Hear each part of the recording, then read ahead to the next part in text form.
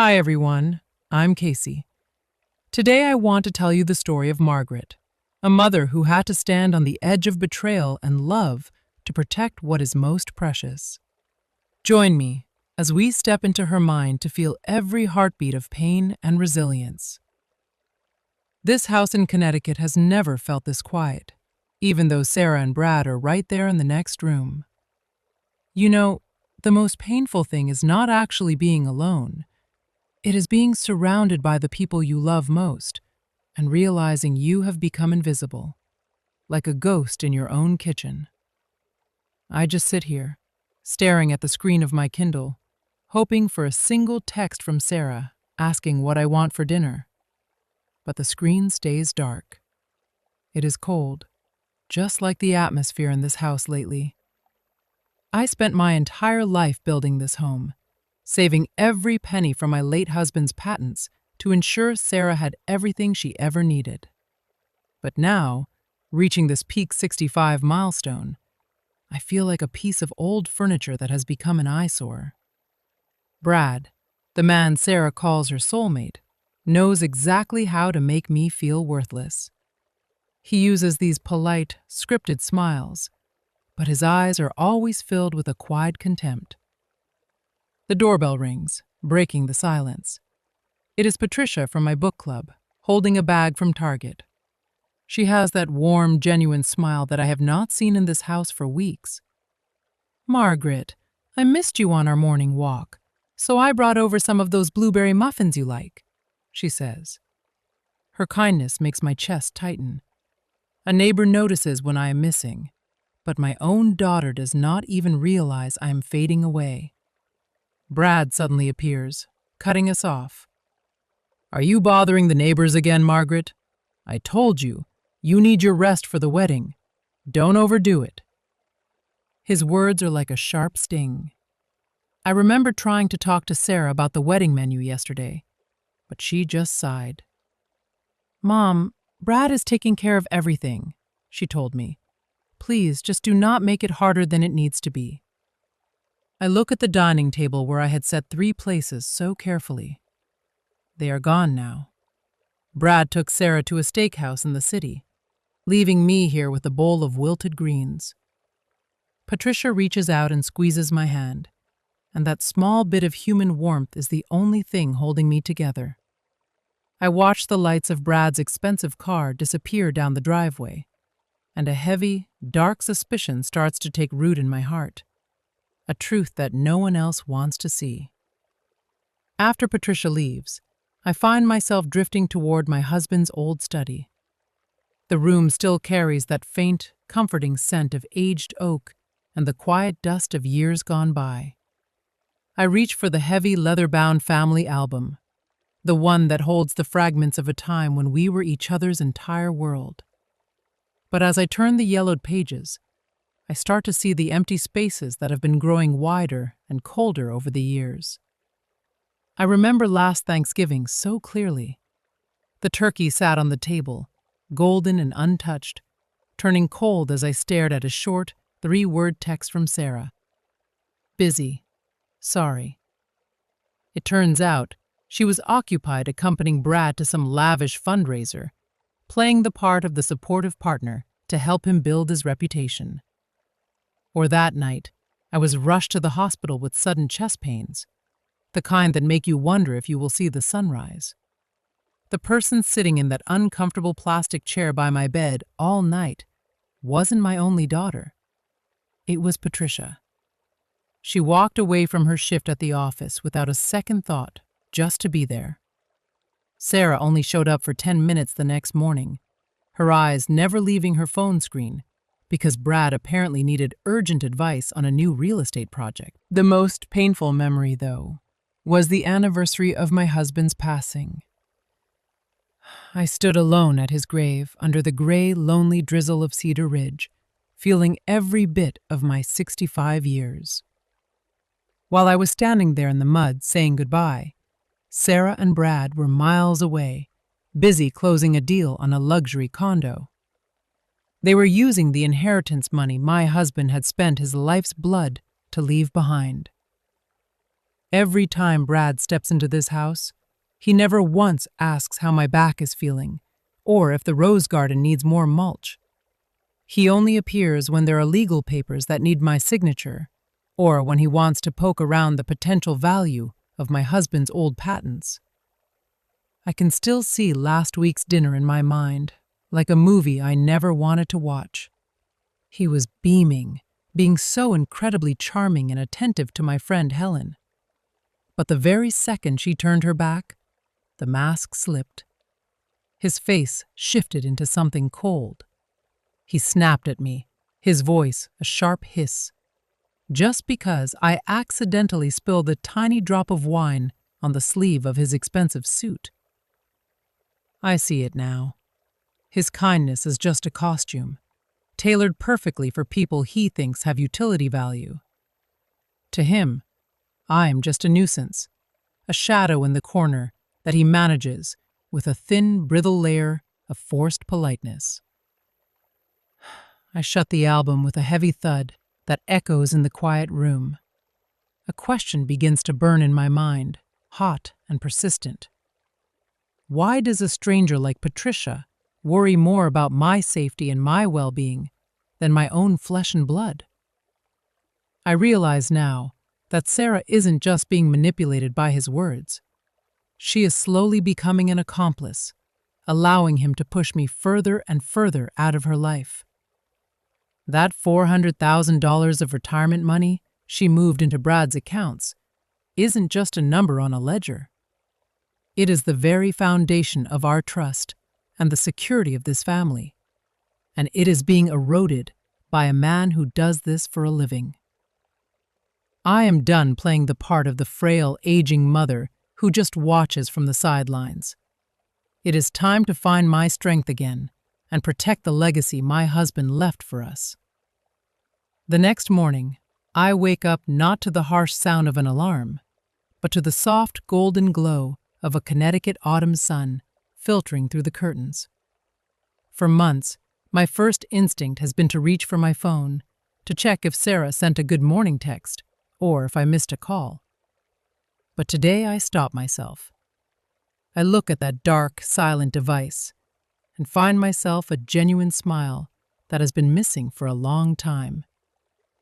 I place the phone face down on the nightstand. Enough is enough. I am no longer going to let a cold piece of glass dictate whether I have a good day or a miserable one. I walk downstairs and brew a pot of hazelnut coffee, the rich aroma filling the kitchen. It is the specific kind that Brad always complains is too strong and distracting whenever he visits. Instead of sitting in the kitchen chair, waiting to hear the sound of Sarah moving around upstairs, I pick up the landline and call Patricia. I ask if the book club meeting at the Central Library is still on for 10 o'clock and tell her I am bringing a batch of ginger snaps. Hearing the genuine surprise and warmth in Patricia's voice makes me realize how long it has been since I felt truly expected and wanted. I pull on my favorite soft LL Bean sweater and my comfortable Skechers shoes before stepping out into the garden.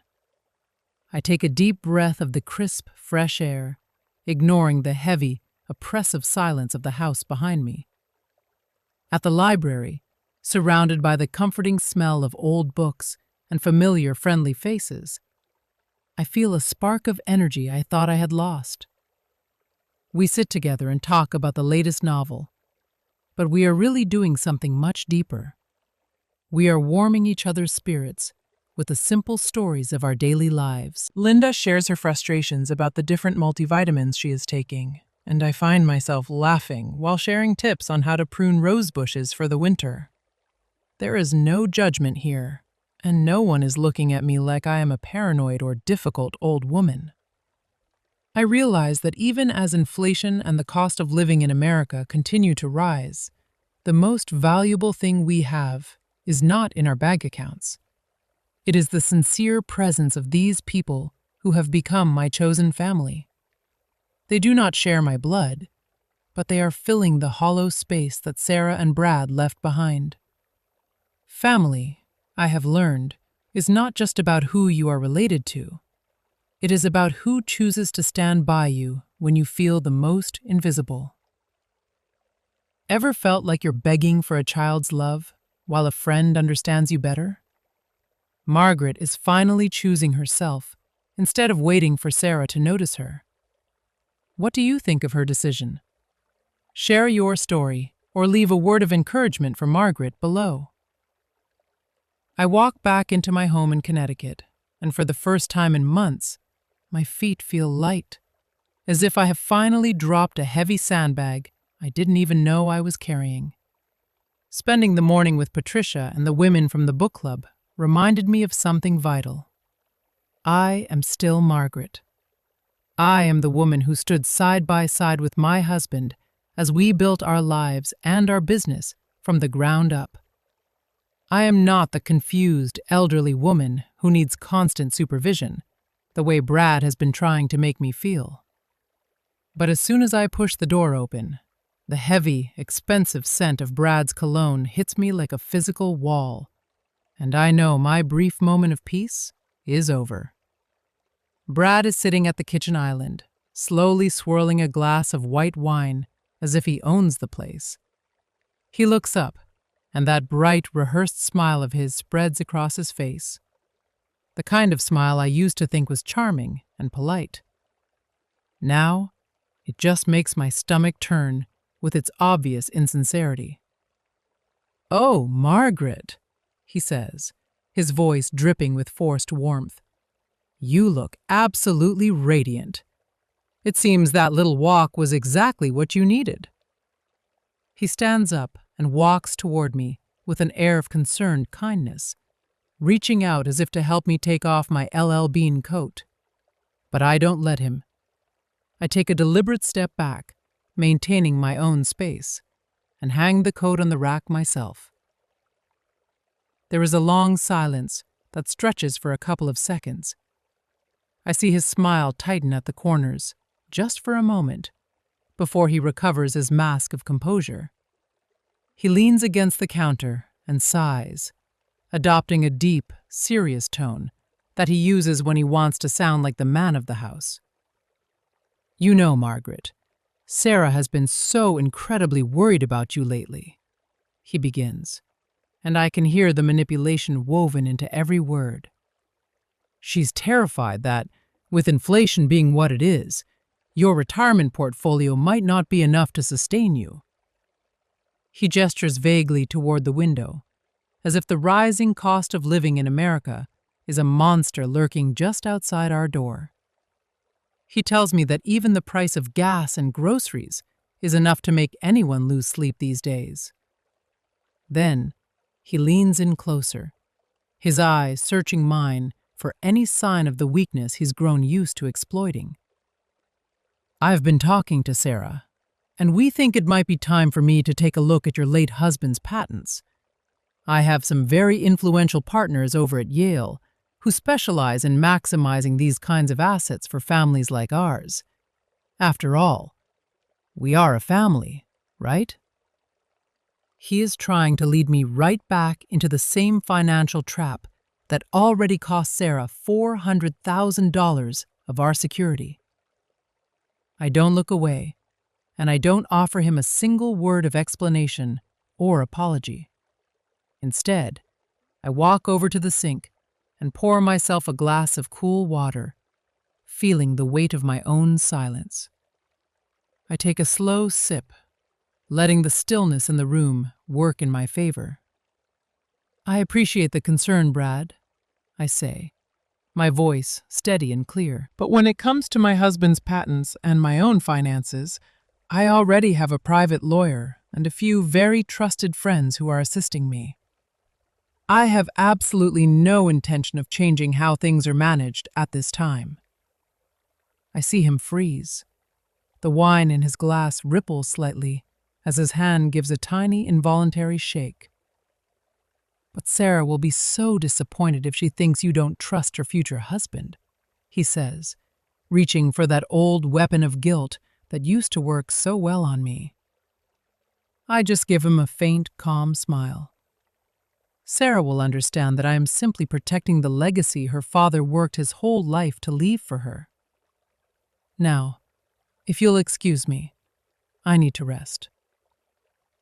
I walk straight past him and head upstairs, leaving him standing there in my kitchen, finally tasting what it feels like to be told no by the woman he thought was his easiest target. The bedroom door shuts tight, but I can still hear the heavy, thumping rhythm of Brad's footsteps below. That calculated, polished silence he usually carries has vanished, replaced by an aggressive pressure so thick it feels like it is squeezing the very air out of every room in this Connecticut home. I sit on the edge of my bed, my hands knotted together, the skin thin and spotted with age, feeling the weight of being a 65-year-old widow in a house that no longer feels like my own. I know how this works. I have lived long enough to know that when a con artist is finally backed into a corner and his sweet, manipulative words stop getting him what he wants, that perfect, handsome mask begins to crack and fall away. And here I am, sitting in the silence, realizing I am facing a monster that my own daughter invited into our lives.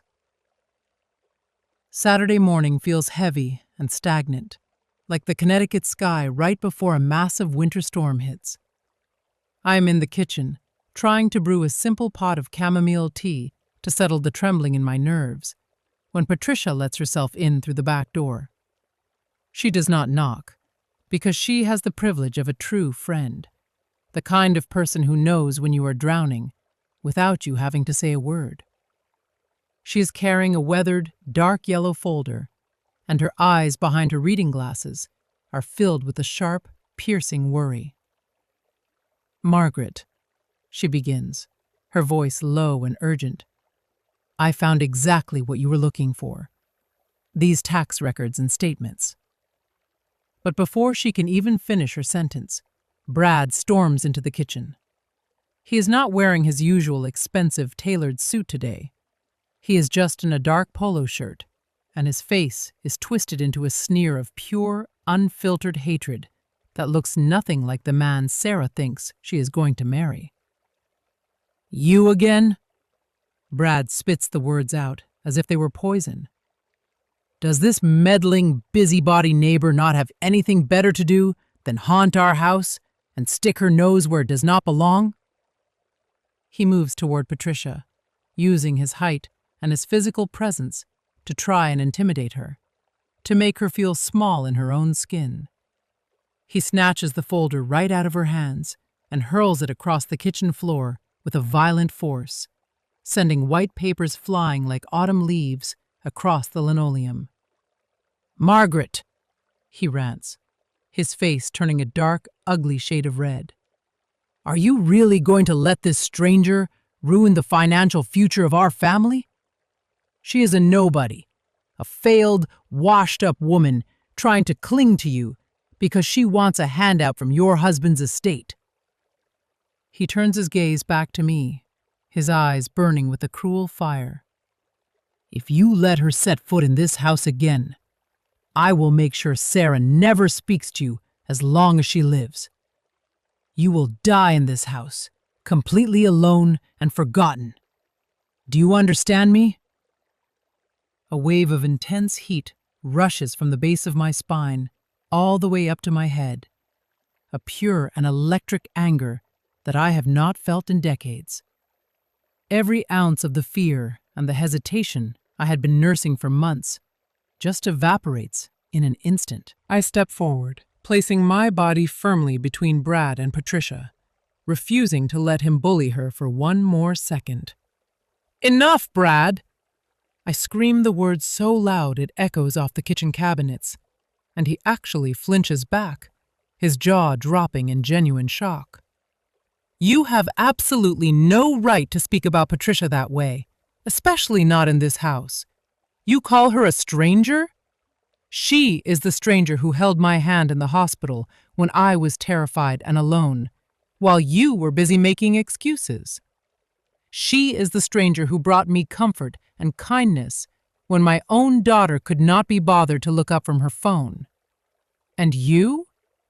You are the fraud who is trying to bleed my daughter dry and insult me in the home my husband spent his life building. I lean down and slowly, deliberately, start to pick up Patricia's papers from the floor, one by one. I look Brad straight in the eye, my voice quiet now, but as hard and cold as flint. Having a shared bloodline does not give you or anyone else the right to treat me like garbage or to manipulate my life. If you think you can use threats of isolation to separate me from the people who actually show up for me, you have made a massive, irreversible mistake. Patricia is worth 1,000 of your empty promises and your fake smiles. From this very second on, you are no longer a guest in this home, and you are no longer welcome at my table. Just then, Sarah comes down the stairs, looking pale and frightened, as if she has just seen a ghost. Brad's face shifts instantly back into a mask of grief, his eyes welling up with fake tears as he tries to look like the victim of my outburst. But I do not care about his performance anymore. I take Patricia's hand, feeling the solid, real strength of a friend who stays. As Brad pulls Sarah into the other room and slams the door with a deafening bang, I collapse into the old wooden chair at the kitchen table. My whole body is shaking uncontrollably, and my chest aches from the raw, physical effort of that confrontation. Patricia places her hand gently on my shoulder, not saying a word, but her quiet presence is the only thing that feels real and safe in this moment. I look at the papers spread out on the table in front of me, the cold, hard, undeniable proof that Brad has been systematically forging Sarah's signature to siphon off $400,000 of her security and her future. The price of this truth is staggering, and I can feel the weight of it in my bones. It might mean losing my daughter's love forever, because she is blinded by him. But I cannot back down now. I am Margaret, and I will protect what is left of this family and my husband's legacy, even if I have to stand against the person I love most in the world to do it. After that terrifying night, I find that I am no longer crying. The tears I shed for Sarah's betrayal and Brad's utter arrogance have finally dried up, replaced by a clarity that feels almost strange in its sharpness. I realize that in this world, kindness cannot just rely on emotion. It needs to be protected by the solid, unyielding walls of the law. Early Monday morning, while the fog still hangs heavy over the red maple leaves outside my window in Connecticut, I brew a large pot of hazelnut coffee and open my old laptop. I start a list. I am no longer the aging mother waiting for a scrap of affection from my daughter. I am the guardian of this family's legacy, and I will not let it be dismantled. My first step takes me to Mr. Miller's office downtown, the man who helped my late husband file his very first patents over 20 years ago. Walking into that building, I feel the weight of the past, but it doesn't pull me down anymore. It anchors me. Sitting in that room filled with the comforting, heavy scent of old paper and worn leather, I lay out everything that has happened with a calmness that seems to surprise even me. I request an immediate revocation of any power of attorney documents I might have signed for Sarah in the past, when I still believed I could trust her completely. Miller, I say, my voice steady and echoing slightly in the quiet office. I want to establish a formal trust to protect my retirement funds and those patents. I want to ensure that not a single penny can be moved without my direct signature and your oversight. Mr. Miller looks at me over his glasses with a deep sense of respect that I haven't felt from anyone in a long time. You are doing the right thing, Margaret, he tells me, because at our age, financial autonomy is exactly what gives us our dignity. From the lawyer's office, I head straight to the local Wells Fargo branch. I spend the entire afternoon reviewing every single one of my bank accounts, checking for any suspicious withdrawals I might have missed in my earlier state of shock. With the help of Patricia, my trusted friend and now my most vital ally, I change every password and set up two-factor authentication on every digital portal I own. Most importantly, I instruct the bank to send notifications for any unusual transactions directly to Patricia's phone instead of Sarah's. There is an immense sense of relief as I watch the numbers on the screen being locked away behind these new layers of security. Brad has already targeted Sarah's $400,000, but he will never lay a hand on the rest of what this family has built through decades of hard work. Every click of the mouse and every document I sign feels like another brick I am placing in my defensive wall. I am fully aware of the tactics used by men like Brad. They often try to whisper to others that a woman like me is showing signs of memory loss or is no longer fit to manage her own affairs. It is a cruel way to strip someone of their power, playing on the very fears that many of us carry as we age. To get ahead of his next move, I schedule an appointment with a top psychiatrist at Yale New Haven Health for a comprehensive cognitive evaluation. I want there to be no doubt, no shadow of a question about my mental state. Margaret, you are more alert and sharp than many of the younger people I see, the doctor says, with a warm smile, as she hands me a perfect mental health report.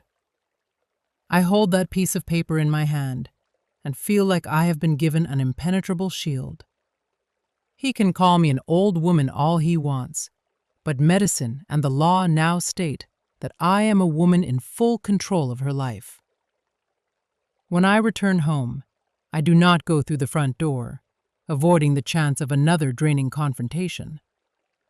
I have hired a security company to install a Ring camera system and replace every lock in the house with smart technology that I control from my own device.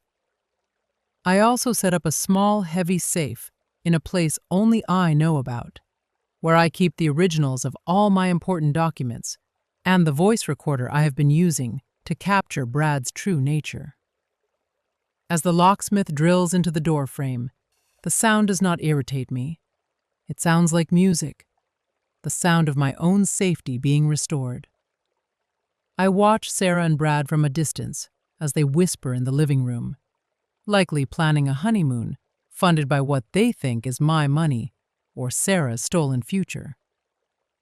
They have no idea that the prey they think they are hunting has already vanished from their reach. Late that night, I sit out on my porch in my favorite rocking chair, the cool Connecticut air a welcome contrast to the heat of the day's tasks. I hold a mug of hot orange cinnamon tea, letting the steam warm my face. A message from Patricia lights up my phone, saying that everything is ready for the next phase of our plan. I look at my house, the home where I raised my daughter and shared a life with my husband, and I see it now as a place protected by these invisible but ironclad boundaries. The fear that has been choking me for days has finally been replaced by an intense, quiet focus. I know this journey toward justice will be long and full of challenges, and it breaks my heart that Sarah is on the wrong side of it. But at least tonight, for the first time in a very long time, I can sleep peacefully. I am no longer a mother who has been abandoned.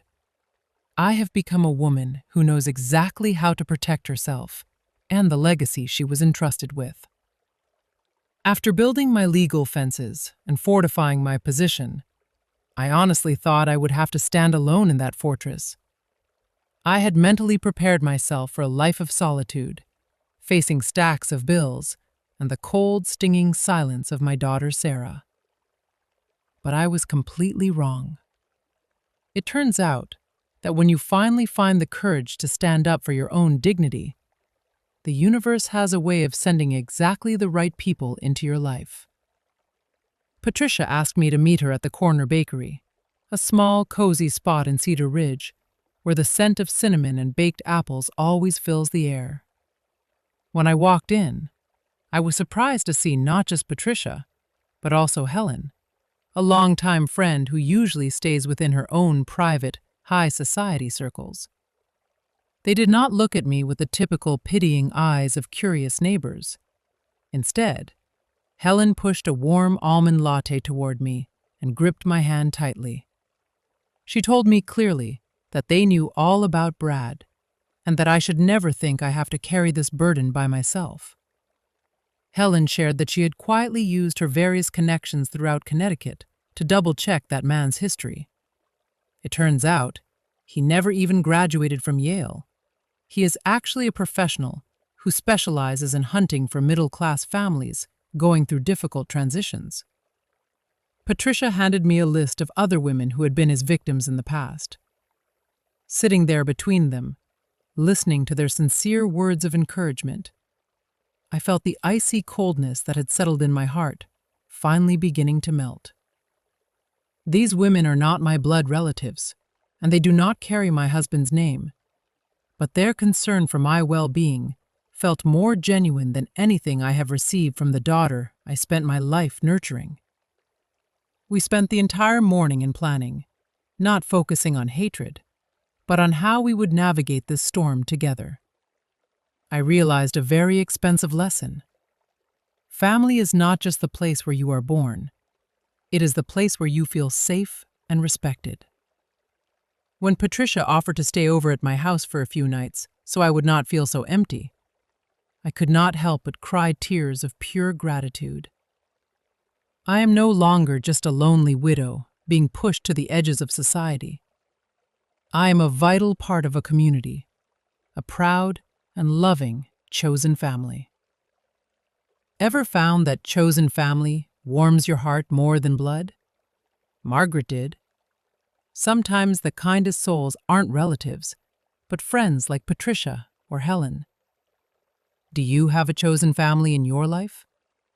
Share your story below and remind us all that true kindness is still everywhere. After the warm morning spent with Helen and Patricia, I returned to my home in Cedar Ridge with a completely different mindset. The overwhelming panic that had been suffocating me for weeks has finally settled into a cold, hard composure. The kind of stillness that comes to a person just before they step into the eye of a storm. The house stands there just as it always has, its exterior still perfectly manicured, with blooming hydrangeas and a freshly painted porch. But inside, a cruel play of deception is reaching its final act. Patricia promised to send me the last of the files tonight, the final pieces of the puzzle that would reveal the man living under my roof. I sit in the darkness of my living room, refusing to turn on the lights, watching only for the glow of my phone to signal the arrival of a truth that I know will shatter the remains of my old life. The sharp sound of an email notification breaks the heavy silence of the room. I open the attachment titled In-Depth Background Report, and my breath hitches in my throat. Appearing on the screen is not the face of Brad Thompson, the polished and successful fiancé Sarah thinks she knows, but a man named Bradley Wilson. The mugshot from the Ohio State Police records from 5 years ago shows that same face, just without the perfectly trimmed beard and the expensive, calculated smile he wears now. The report states he was previously charged with financial fraud and embezzlement in Cleveland. He has no degree from Yale, and the proud Connecticut heritage he boasts about is nothing more than a collection of lies he pieced together from high-end lifestyle magazines to make himself look like one of us. A cold shiver runs down my spine as I realize a professional predator has been sleeping in my guest room, whispering promises of a bright future to my daughter while planning our destruction. Patricia had gone even deeper into the digital trail of the money Sarah believed she was investing for their future. The legal documents for the real estate project in West Palm Beach that Brad had used to dazzle Sarah were nothing but sophisticated, high-quality prints with no actual value. I scroll through the copies of the Chase bank statements Patricia provided, and each line feels like a physical blow to my chest. A total of $400,000 was transferred from Sarah's savings into a shell company called Thompson Global Holdings just last month. Within 48 hours, 90% of that money was moved through untraceable cryptocurrency accounts. Every word on the screen is a slap in the face. This was the money my husband spent his entire life working to earn, the security he wanted to ensure for Sarah's life after he was gone. Bradley Wilson didn't just steal money. He stole the blood, sweat, and love of a father who isn't here to protect his child anymore. But the part that makes me feel truly sick to my stomach is not the loss of the money. It is the short audio recording from the device I managed to hide in his car earlier this week. In the recording, I hear Brad's voice, but it's different. It's sharp, arrogant, and filled with a disgusting level of triumph as he speaks to someone named Danny. He laughs as he talks about me, calling me a paranoid old widow who is slowly dying in her own suspicion. Then he speaks about Sarah, and my heart breaks into 1,000 pieces. He calls her easy prey, saying that the psychological hole left by her father's death made her cling to him like a life raft. He tells this man that as soon as the wedding day passes, he will drain the remaining accounts and vanish, leaving this boring town of Cedar Ridge behind for good. Hearing the pure contempt in his voice as he mocks my daughter's grief makes my stomach turn. He intentionally used the greatest pain of her life as a weapon to manipulate her. The absolute clarity of this recording erases every tiny lingering hope I had that I might have been wrong about him. I set the phone down on the coffee table, and I notice that my hands are no longer shaking. Every single piece of the puzzle has finally clicked into place. The calculated absence of my daughter, her coldness toward me, and Brad's suspicious, over-the-top sweetness were all parts of this cruel, elaborate plan. I look up at the framed photograph of my husband sitting on the desk, and his steady gaze seems to give me the strength I need to finish this. This truth is far too brutal for Sarah to face on her own right now. But I refuse to let her carry the weight of it by herself. I will be the one to end this performance, and I will do it exactly where he intends to pull off his final act of theft. At the wedding chapel. The disgust I felt only moments ago has transformed into a cold, focused calm. The calm of a mother who knows exactly what she must do to protect her child from a monster. I turn off the laptop screen. The blue light fades slowly, leaving the study bathed in the soft, velvet darkness of an October night. The numbers and the recordings of Bradley Wilson, I refuse to call him Brad anymore, still echo somewhere in the back of my mind, but I need to push them away for a moment. I reach out and touch the old brass desk clock that belonged to Arthur. Its steady, rhythmic ticking is the only sound in this house that never lies. My Arthur was not a man of sweet, empty words. He was an engineer, a classic American example of persistence and integrity. I remember the many nights he sat right here under this lamp, meticulously working through every detail of his patent drawings. There was one time a large corporation tried to pressure him into selling his ideas for almost nothing. And Arthur just took my hand and said that money might run out, Margaret, but a family's dignity is something we are never allowed to negotiate. At the time, I just smiled and nodded. But now, sitting in this room filled with the scent of memories, I finally understand the invisible legacy he left behind. It was never just about the $400,000 or the retirement assets. It was about a level of self-respect that cannot be broken. I opened the bottom drawer and pull out his old wool cardigan. Even though it has been years, I still imagine I can smell the faint, comforting scent of pine and machine oil lingering in the fabric.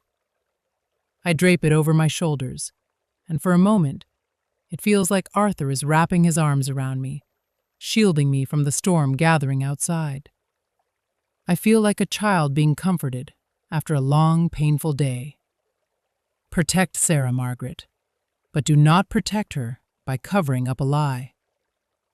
His voice seems to whisper through my subconscious. I realize now that protecting Sarah is not about letting her sink deeper into a fake marriage just because I'm afraid of hurting her feelings. Real protection is giving her back the truth, even if that truth tears her heart apart for a while. The pain of being pushed aside by my own child suddenly feels lighter, easier to carry. I no longer feel like a discarded widow. I am the keeper of the flame, the heir to Arthur's spirit of integrity. I look out the window at the maple leaves, glowing a deep fiery red under the moonlight, like small fires warming my soul. I am ready. Tomorrow, I will not walk into that chapel as a poor, deceived mother. I will walk in there with Arthur's steadfastness and the fierce love of a mother who is willing to face the darkness to save her child's soul. Tonight, I will sleep well, because I know I am never truly alone. The peace I found in my memories of Arthur was just the quiet lull before the storm. I knew Bradley would not sit still while his prey slipped away, but I did not expect him to be so cruel as to use our own family bond as a weapon. Tuesday morning, as I was pruning the last roses of the season in the crisp Connecticut air, the sound of 2 cars pulling into the driveway told me the time for the truth had finally arrived. This was no longer just a few sarcastic comments in the kitchen. This time, he brought a version of fake justice to strip away my rights as a human being. I felt the chill that had nothing to do with the October breeze. I walk inside to find Sarah standing there, her face deathly pale, and her eyes swollen from crying for what looked like hours. Beside her is Bradley, and a stranger in a gray suit holding a thick professional leather briefcase. "Mom?" Sarah says, her voice trembling and barely a whisper. "I'm so sorry, but I have to do this for your own good."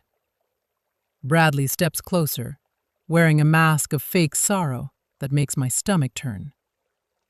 "Margaret, we are just so incredibly worried about you," he says. "Your recent behavior, changing all the smart locks, the Ring cameras, and hearing you talk to yourself for hours in front of Arthur's photo. We are terrified you are in the early stages of dementia." The man in the suit introduces himself as a lawyer and hands me a stack of papers that feel like lead in my hands. A petition for emergency guardianship and a court order for a cognitive competency exam.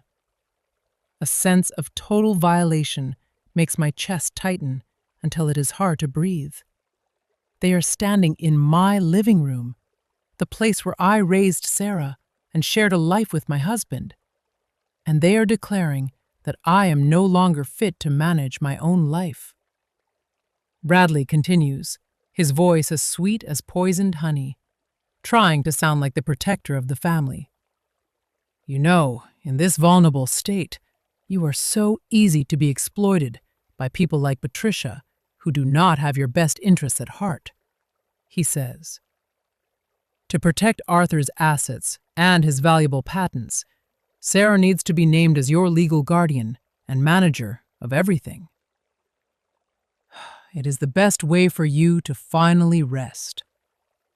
I look at Sarah, hoping to see even a flicker of hesitation or a moment of doubt, but she just keeps her head down, avoiding my eyes. Bradley has succeeded in planting a seed of fear in my daughter's heart, turning me into a sick, helpless old woman in her eyes, so he can hollow out our home. I take a very deep breath, feeling Arthur's old wool cardigan still resting on my shoulders like a shield from the past. I do not scream, and I do not cry, because I know that is exactly what they want to see to prove my instability to the court. I slowly sit down in my favorite rocking chair and pull the official report from Yale New Haven Health out of my pocket, the one I prepared with Patricia's help just a few days ago. Brad, you want to talk about my legal competency? I push the papers toward his lawyer with a hand that does not shake. This is a full cognitive and mental health assessment from 3 days ago. The specialists confirm I am completely lucid and fully capable of making every single one of my own legal, medical, and financial decisions. And this, I add, pulling out another document from the folder, is a letter from Mr. Miller, our family's longtime attorney, confirming the establishment of an irrevocable trust for every single one of my assets. Bradley's face changes from pale to a sickly mottled shade of gray. He never expected this paranoid old widow to be so many steps ahead of him in a game he thought he had already won. But I'm not done yet. I pick up my phone and play the recording I listened to in the dark of night. His own voice, arrogant and loud, fills the living room. Her mother? Just an old widow dying in her own suspicion. Sarah is easy prey. I will take the rest and vanish. Sarah's eyes snap up, wide with a look of pure agonizing horror, as she hears the man she loved mock her father's death. I look directly at Bradley, and my voice is as cold as ice. You thought you could use the law to steal my dignity? You thought you could use my own daughter to rob this house? Tell me, Bradley Wilson, or should I call you by the name on your criminal record from Ohio? Bradley's lawyer starts packing up his briefcase immediately, the sound of the latches clicking shut like a final judgment as he realizes he is representing a fraud who is about to be exposed. Sarah collapses onto the hardwood floor, her heavy, jagged sobs breaking the suffocating silence of the room as her world falls apart. Bradley tries to lunge toward me to grab the phone, his face twisted in a snarl. But I stand up, taller and stronger than I have felt in many years. Do not touch me, I tell him, with a finality that stops him in his tracks. The police are already on their way to discuss the $400,000 you siphoned out of my daughter's accounts through forgery. Bradley backs away, his eyes full of hatred, but also a deep, shivering fear of the woman he underestimated. He finally realizes that the woman he dismissed as a burden is actually the only person strong enough to destroy his entire house of lies. As Bradley flees out the door and Sarah continues to weep at my feet, I feel a bone-deep exhaustion that makes my limbs heavy. But beneath it is a sense of invisible, weightless freedom. I did not win this battle with violence or anger. I won it with careful preparation and the self-respect Arthur taught me. I place my hand on Sarah's head, feeling her tremble. My heart still aches because of how blind she was and the pain she's about to go through. But I know this is the bitter medicine she needs to save her own future from a predator. The house is quiet again, but it is the quiet of a battlefield that has finally been cleared of the enemy. I am Margaret, and I am still standing firmly on my own 2 feet, ready for whatever comes next. Margaret faced the unthinkable, her child questioning her mind to seize her assets. By secretly preparing her legal defense, She fought for her dignity. Do you admire her strength? How do we protect ourselves from family financial manipulation? Share your story below. Let's support one another. Following the guardianship confrontation, the silence inside my home in Cedar Ridge felt heavy and thick, like the air right before a massive late-season storm. Bradley Wilson had been cornered by the medical reports from Yale, New Haven, but a predator who has already stolen $400,000 of family security does not simply vanish into the night. He knew the wedding ceremony was his final opportunity to legally bind himself to Sarah and solidify his grip on our assets. On the night before the wedding, I sat alone in the library, not mourning a marriage, but preparing a final sentence for the man who tried to hollow out our lives. Near midnight, the phone rang, breaking the stillness of the dark house. It was Bradley's lawyer, offering a desperate and dirty settlement that he called a solution for everyone. He proposed that Bradley would sign a commitment to return a portion of the money taken from Sarah's accounts, provided I destroyed the recordings and stayed away from the chapel. He tried to use our social standing in Connecticut as a weapon, claiming a public arrest would be a stain on Sarah's reputation among our middle-class neighbors that she could never wash away. I heard my own quiet, dry laugh echo through the phone as I realized they still thought I cared more about appearances than my daughter's safety. I told him as calmly as the night air that while a reputation can eventually be repaired, a compromised conscience is a permanent scar. I informed him that I would not negotiate with a man who targeted my daughter's grief as a means to fill his own pockets. Early the next morning, Patricia arrived at the back door with 2 investigators from the county sheriff's office. We sat around the kitchen table, the very heart of the home Bradley had tried to take from me. Every detail of the plan was finalized with logical precision.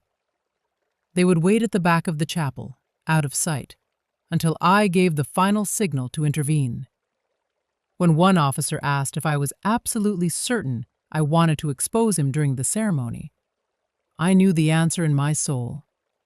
Sarah needed to see the truth at the exact moment her belief in the lie was at its peak. It was the only way to ensure the manipulation he used to isolate her was broken forever. I intentionally ignored the soft pink dress Sarah had chosen for me, a dress meant for a submissive, invisible mother. Instead, I wore a tailored navy suit that was sharp and professional, and I pinned Arthur's silver anniversary brooch to my lapel. In the mirror, I did not see a lonely or discarded widow. I saw the guardian of my husband's legacy and the protector of my daughter's future. The USB drive tucked inside my purse felt like a weight of pure justice, containing every forged signature and every recorded insult Bradley had uttered in secret. Every step I took across the lawn toward the chapel felt heavy with responsibility, but for the first time in months, I felt completely free. I entered the bridal suite to find Sarah standing in her white Vera Wang gown, looking more like a frightened child than a happy bride. Her eyes were wide, with a silent plea for me to just play along and give her the blessing she desperately wanted. As I adjusted her veil, my heart broke for the pain I was about to cause her, but I knew that real protection meant returning her to the truth, even if it shattered her world for a moment. I told her I was there because I loved her, and because of that love, I was going to do what a real mother must do to save her child. I did not explain further. I only held her tight one last time before the storm began. I walked into the chapel as the scent of white roses and the low hum of the organ music filled the space. Our friends and neighbors were all there, smiling at the beautiful performance and the glamorous setting. Bradley stood at the altar, looking every bit the successful and polished son-in-law. But I saw the slight tremor in his hands the moment our eyes met. He likely thought my presence meant I had surrendered to his lawyer's deal to preserve the family name. He had no idea that I was merely waiting for the right moment for the gavel of justice to fall. I sat in the front row and gripped Patricia's hand, my heart beating with a steady iron rhythm. I was doing this for Arthur, for Sarah, and finally, for myself. The scent of thousands of white roses drifts through the air of the chapel, but to me, it feels thick and suffocating, like a heavy blanket pressing down on my chest. The organ music begins to swell with the familiar, graceful notes of canon in D, a melody that usually signals a beginning, but for me, it marks the moment I must bring an end to a terrible lie. I sit in the very front row, the wood of the pew cold beneath my hands, and I can feel the solid, grounding warmth of Patricia's hand as she grips mine. Up there at the altar, Bradley Wilson is standing tall in his charcoal suit, wearing the most perfect rehearsed smile he has ever practiced in front of a mirror. He is waiting to finally claim what is left of my family and my husband's legacy. I know in my soul that I have only this one window of time to stop this madness and pull my daughter back from the edge of a cliff. The pastor clears his throat, looking out over the crowded pews with a solemn expression, before he speaks the words that have been spoken for generations. If anyone here knows any reason why these two should not be joined in holy matrimony, let them speak now, or forever hold their peace. A deathly, absolute silence falls over the sanctuary, the kind of silence that rings in your ears. I feel every eye in the room shifting toward me, as if by instinct. The neighbors and friends who have known us for decades holding their breath. Bradley gives me a quick, sideways glance, and for a split second, I see a flash of triumph in his eyes. He truly believes that my need for social standing and middle-class decorum in Cedar Ridge has finally silenced me. But I slowly, deliberately stand up. The sound of the heavy wooden chair scraping against the stone floor is sharp and dry, cutting through the sacred air like a gunshot. I have a reason, I say, my voice surprisingly calm, but echoing with a power that fills every corner of the church. The entire room erupts into a low, confused murmur. Sarah turns her head toward me, her face a mask of total shock and blossoming pain. "Mom, what are you doing?" she whispers, her voice breaking. I don't look at her, not yet, because if I do, I might lose my nerve. I keep my eyes locked onto Bradley. I walk toward the front, pulling the small USB drive from my clutch and giving a silent signal to the technician in the back, a man Patricia helped me hire for this very moment. Instead of the romantic montage of photos and memories Sarah expected, the massive screens on either side of the altar suddenly flare to life with bright red headlines.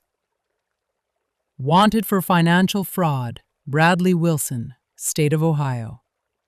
Detailed bank statements from Chase and Wells Fargo follow, showing exactly how $400,000 was moved into untraceable cryptocurrency accounts. And then, the ultimate betrayal fills the speakers. Bradley's own voice, loud and full of contempt, rings out through the holy space, bragging about how easy it was to manipulate a grieving daughter and how he planned to vanish the moment the wedding was over. Bradley stands frozen in place, his polished, handsome face suddenly twisting into something jagged and primal. He looks like a cornered animal as the mask of the perfect son-in-law disintegrates in front of everyone we know. He tries to lunge toward me, his hands reaching out as if he could still silence the truth. But the plainclothes officers Patricia and I arranged for step out from behind the stone pillars before he can take 2 steps. Sarah collapses right there at the altar, her white Vera Wang gown spreading out around her like a broken wing, the delicate silk catching the dust of the floor. Bradley begins to scream, desperately calling Sarah's name in one last attempt to use the psychological hooks he buried in her heart. But the angry, disgusted voices of the guests drown him out. The neighbors who once thought I was just a paranoid, difficult widow now look at Bradley with nothing but pure revulsion. Justice does not require a complex strategy. It only requires the raw courage to drag the truth out into the light for everyone to see. The pastor slowly closes his Bible, his gaze turning stern and heavy as he watches Bradley being handcuffed.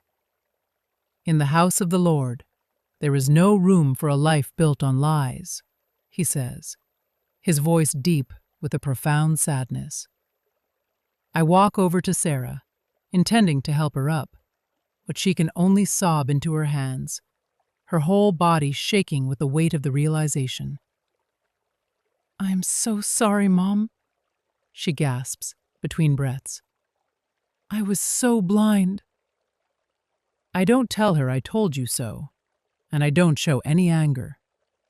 I just wrap my arms around her trembling shoulders and hold her.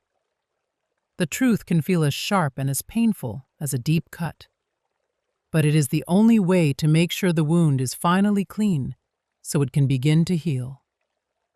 My husband's life work, our family's honor, and most importantly, Sarah's entire future were saved in the very last seconds of the clock. I do not stay to answer the prying questions of the crowd or to explain myself to the curious onlookers. I take the hands of Patricia and Helen, the two women who stood behind me through this entire tear-filled journey when no one else would. Together, we walk toward the massive oak doors of the church, leaving behind a chapter of my life that is finally, mercifully finished. The brilliant midday Connecticut sun hits my face as we step outside, warming a soul that has felt frozen for so many months.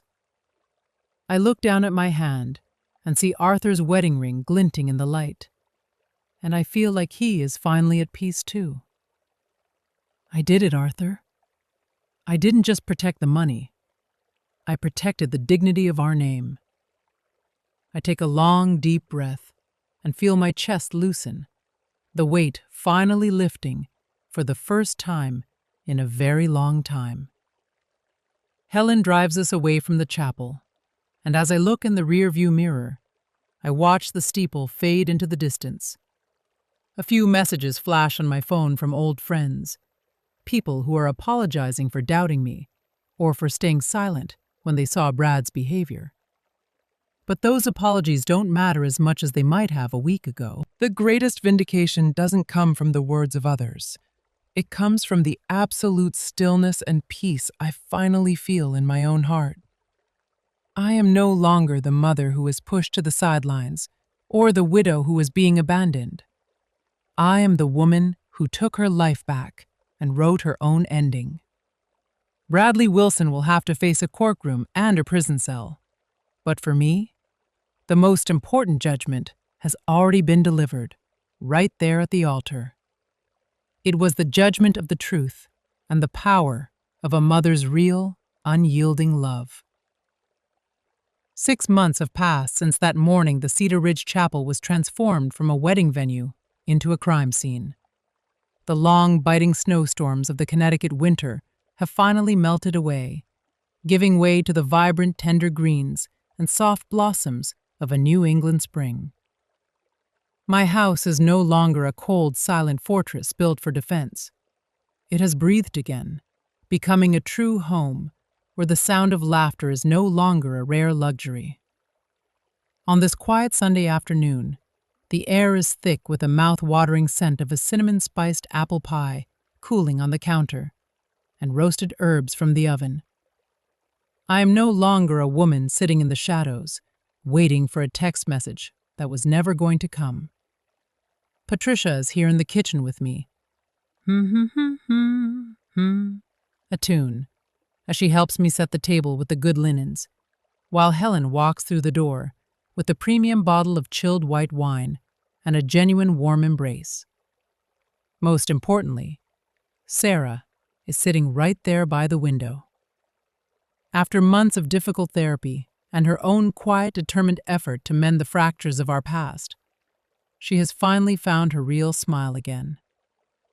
We sit together now, as a chosen family, entirely free from the shadows of Bradley's manipulation and the toxic weight of financial anxiety. As I look around this table at these beautiful faces, I realize that family is not just about the blood in your veins or the name on your birth certificate. It is about the people who choose to stay and hold your hand when the rest of the world has walked away. Margaret's story concludes here, leaving us with a sense of deep reflection mixed with an overwhelming feeling of relief. She paid a staggering price to learn that her own dignity and her physical and financial safety must never be bargained away for the sake of a hollow, dishonest relationship. The most vital lesson I have gathered from her journey is this: never fear the act of drawing a line in the sand. Setting boundaries, even with those we love most, is not an act of hostility. It is a necessary act of protection for the truth and for our own souls. We must learn to cherish the friends who become family during our darkest hours, for they are the true gifts sent to help us heal and find our way back to the light. How did Margaret's journey touch you today? Was there a specific moment where you saw a reflection of your own life or your own struggles in her story? What is the most important lesson you will carry with you after listening to her path from betrayal to justice? I invite you to share your sincere thoughts and stories in the comments below. Thank you so much for being here with us today, and I look forward to sharing our next story with you soon.